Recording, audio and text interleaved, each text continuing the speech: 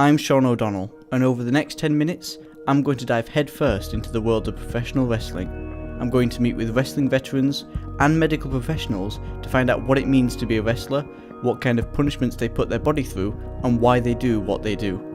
I'll also do my own wrestling training to find out firsthand what it takes to be a professional wrestler. This is Sean O'Donnell on Wrestling. My journey began at the Rough and Ready gym in Northampton, where I had agreed to meet with Sean Voss, co-owner of the Win Wrestling organisation. I was interested to hear about the experiences of the wrestlers and the trainees at the gym and what motivated them to be there. Almost immediately after arriving, Sean and some of the other wrestlers began talking about their various injuries over the years. Sort of like my shoulder. Yeah, sort of like your shoulder, like my knees, yeah. No, it's... My right knee's on its way out, mate. I don't know. I've got a bad neck. I have a very bad neck, but the last week and a half there's been a lump on the inside down here. And how long have you been training wrestling for? How many years? I've been doing it for... Well, I was 11 and a half when I first started. Oh, wow. I'm now 29, going 30 in April. So, yeah, two-thirds of my life. A long enough time to start getting injured then? Yeah, long enough. Oh, I was injured within the first year, which was the neck. Yes, it was the neck. Yeah. If I sleep with two pillars, it hurts. If I sleep with one, it's not so bad. If I sleep with none, it's even worse. I've not got the right. Medium. Yeah, I've got no happy medium or nothing.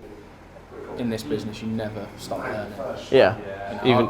I went to the States, completely learned a different ideal of how to wrestle. You know, what I was accustomed to here wasn't their custom over there. The one thing I noticed was we were very small compared, very small in size and stature to them.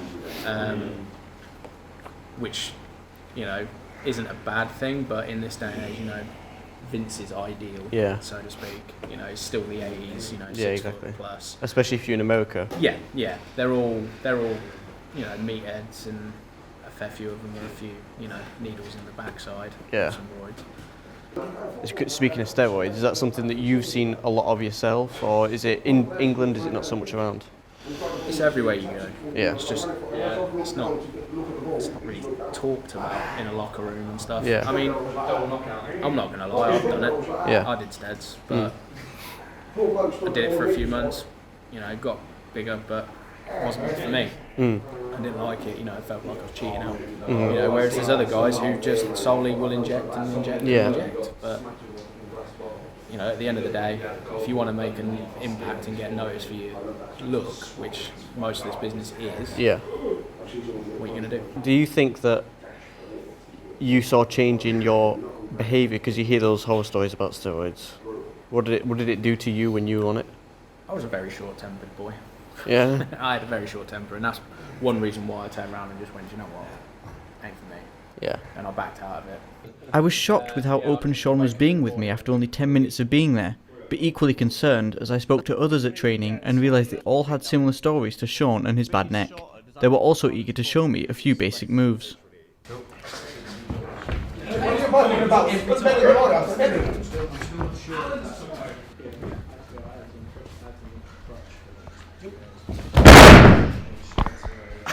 How was that? Fine. Really? Yeah. But it's a magic trick. It's a lot of what we do is we want you to see this while this is happening here. But I mean, accidents still happen, as we've already spoken about. You can't. Well, you fall on wood. It's Yeah, going to hurt. it still hurts. You fall on wood that can move slightly. It's still going to hurt. It's just not going to hurt as much as it would. A week later, I was back at Rough and Ready and feeling nervous about my training. Seeing the effect that warming up was having on some of the other trainees was only making me more anxious. We got fucking puke. Are you serious? We got fucking puke. Is he puke? Yeah, did you puke? I didn't puke. Did you puke? Didn't puke. Did you puke? Did not puke. Did you puke? Stop answering, I did not puke.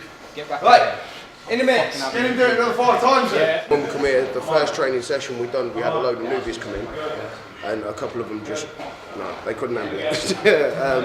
We had a bucket set up in the corner there, and it was half full by the end of the day. Yeah. Now it was time for me to join in the warm-up, which consisted of 45 push-ups, 60 sit-ups, and having a 10kg weight ball bounced off my stomach. I was putting on a brave face, but I was beginning to think that I had bit off more than I could chew. Either way, I had to carry on with my training. We'll start with the back bump, because that's the easiest one and the first one you need to learn, okay? So if Ross just does one to show you, so you're going to do that.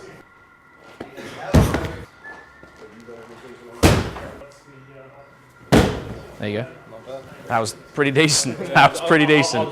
Along with my back bump, I also learnt how to do a basic front bump and some technical moves like a wrist lock and hammer lock. I also got body slammed a few times by trained professional wrestler Del El Helali. The next step was to do all this without the crash mat. But this is where the breathing out and the tuck, comes into play big time.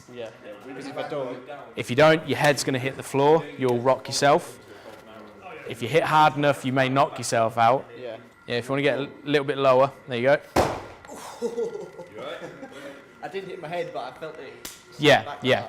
It's confidence. It's overcoming your mind telling you this is going to hurt, and you slowly protect yourself. Like your first one, you attacked it. Yeah, I was reckless. The second one, you were like, I'm going to hold back a little bit, and that last one, you really held back. Yeah. And I know you have. If we were to slam you how we would in a match, it would hurt. Yeah. Would you want to take one on here, or? It would look good on camera, but then I don't want to also really hurt myself. So you've kind of, in effect, proven what you're trying to get across. Yeah. That it's going to hurt. Yeah. And that what we do hurts.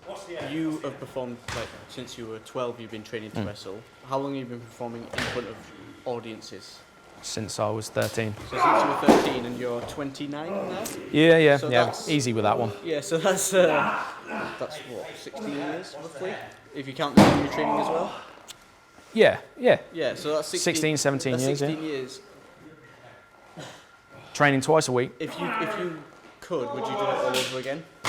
Including the injuries? If I knew when they were going to happen and I could avoid them. No, you had to do... I had to do it all again? Yeah. In a heartbeat. Even though it's ruined relationships, it's sacrificed families. You know, you ask my sister, it's a shame, if my sister was here, she won't let me do it. She wouldn't let me get back in the ring. She would openly say, MJ, because she's seen the pieces that have had to be picked up after it. She's seen me come home, battered and bruised, and I can't even climb into the bathtub or get out of a bathtub. But I've got friends in the States who, I regard as family, and to the point where, we flew out in 2010. There was a family that took care of us. I'm a typical lad, I'll say. I can't operate a washing machine to save my life. And they did our washing for us. They took us in, they fed us, they kept us, safe while we were there. Yeah. And I always referred to her as my mum out there. She was my American mum. And she passed away in 2012. So when we went back, it was a hard thing to do because she wasn't there, but her husband was, her kids was, and we had a nice evening together where we just talked, and it brought us all together. It was a huge shock, but I would never have had that if it wasn't for this business. I wouldn't have been able to, meet Daryl, who's a good friend of mine, the likes of Ross, my tattoo artist, for instance. There's people that I would never, have met, and that's a hard thing to think of when they've influenced my life so much. Like I said to you, next week we've got the show. Yeah. Okay, so the ring will be set up. Yeah. So I say to you, turn up. Yeah. Bring your joggers. Yeah. Take a bump in the ring. Yeah. Because that way, you've got what we've done here today, what we've done on here, taking a few bumps in here. You'll then be able to know the difference between this and the ring. Yeah. And I bet you a drink that you'll go, that is nowhere near as hard as this. Mm. Yeah. A few days after my training session, the thing that stuck with me the most was how much my head and brain were affected. I had a nasty headache for a couple of days after, and wondered what wrestling full-time could do to the brain. I'd agreed to meet with Scott Bradley, a sports psychologist who over the last 10 years has worked with athletes across a range of sports. If anyone can tell me what effects that head injuries like concussion can have on a person, it's him. So people who experience concussion are much more likely to experience depressed mood, they're much more likely to become irritable, they're much more likely to become frustrated, they're much more likely to have higher levels of anxiety and probably just have mood swings. The thing to remember is that concussion is a brain injury, it's damage to the brain, and the more sustained damage you have to your brain over a period of time, the more likely it is as you get older that it's going to have a serious effect on your cognitive function. So you may well experience symptoms similar to someone who has dementia or Alzheimer's or something like that. If you then throw in the fact that some of these folks might be taking banned substances that alter their psychological state in a negative way, then I think the key message for me here is these athletes need a lot of support in helping them manage all of these factors. The last stop on my wrestling journey was at Daventry Leisure Centre, where the guys from Rough and Ready were putting on a show in front of roughly 150 paying customers. After getting in the ring myself for some last minute training, the show began.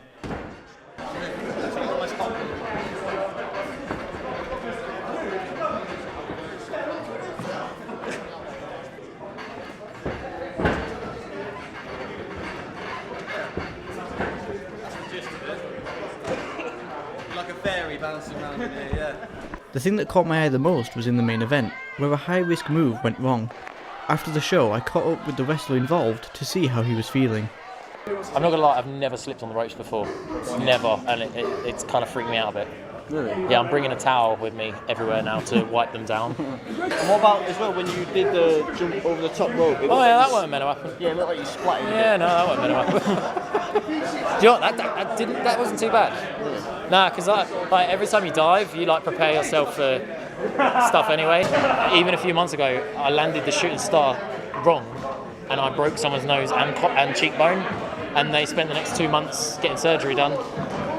Yeah, and that's just for one show, you know. And there's only 250 people there, but we get paid, but not enough, like to survive. So we have to consider our average jobs as well. Like if I hurt myself today and I can't go to work for the next month, I'm going to be even further back on the wrestling because I need to work further when I'm better to be able to rebuild my funds to do all of it again. So you're saying you've got a job outside of wrestling? Oh yeah, everybody does. Everybody does. See, because this is something that I don't think many people realise is that this is a hobby that you get paid for. Oh yeah, this is basically a hobby that we get paid for, and then we go to work on the Monday as well. So this is the thing as well, is when you work full time, and sometimes, like a few months ago, I get bookings in Italy, and I flew over to Italy, had the first match there. As soon as we got there, had about an hour between, then had a second match on another show there, and then we flew back about an hour after that show, and then as soon as we landed, I went and got a fresh set of gear, and we went to another show in Milton Keynes, and I got no sleep the whole weekend, and then I went to work a week. Sometimes the demand that it puts on you is unreal, but again. What is your job? I'm just a delivery driver. Oh, right. DPD. Yeah. But I think that's crazy for some people to think that delivery drivers and people who work in shops could be wrestlers on the weekends. Yeah. To be honest, yeah, every person's probably met at least 50 wrestlers and didn't know it. There are so many in the UK. So many. Yeah. And I don't expect to have a long, healthy life, if I'm honest, after this. When I'm about 40, I expect to have the old, dad noises of getting out of bed, like all that coming out of bed and stuff. Like I go to a chiropractor every once in a while because I've had a few vertebrae like come out of place and stuff like that before. But I'm living my life the way I want to, and it's fun. And at the end of the day, like I don't get being a bad guy, to be honest, because why would you want to be hated? But like when you're good and you get all the come out and you get all the kids cheering you, that's great. I interviewed nearly every wrestler who performed that night after the show, and I got a real sense of camaraderie and brotherhood from all of them. As I reflect on my time in the world of professional wrestling, I can see that everyone involved is doing what they love with people they love, and that to them, the bonds they form and people they meet is more than worth all the physical punishment they go through. In my interview with him, Jay Garner explained it more succinctly than I ever could. It's your passion, isn't it? Like for instance, if cameras all of a sudden get so expensive, are you going to stop? No, you're going to save up, you're going to get that camera and you're going to carry on because it's what you love, it's what you do. Same thing. Wouldn't give it up for anything. Can't lie, sometimes I think to myself, I'm just like, am I just stupid? Am I just an idiot? But you do what you love, don't you?